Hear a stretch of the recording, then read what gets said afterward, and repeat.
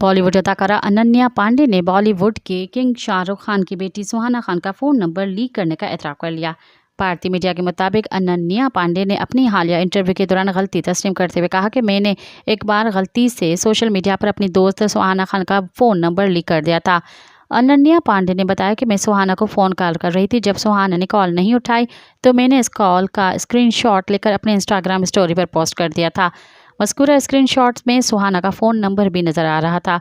इसी तरह सुहाना का फ़ोन नंबर लीक हुआ और फिर नंबर हैक भी हो गया था। अनन्या पांडे ने कहा कि मेरी इस गलती के बाद सुहाना ने मुझसे रब्ता करके बताया कि उसका नंबर हैक हो गया है, जिस पर मैं हैरान हो गई। लेकिन फिर किसी ने सुहाना को बता दिया कि ये सब अनन्या यानी मेरी वजह से हुआ। मज़ीद ख़बरनि ऐं तफ़सीलात लाइ विज़िट कयो असांजी वेबसाइट www.awamiNewsHD.com ऐं ॾिसंदा रहो अवामी न्यूज़ HD।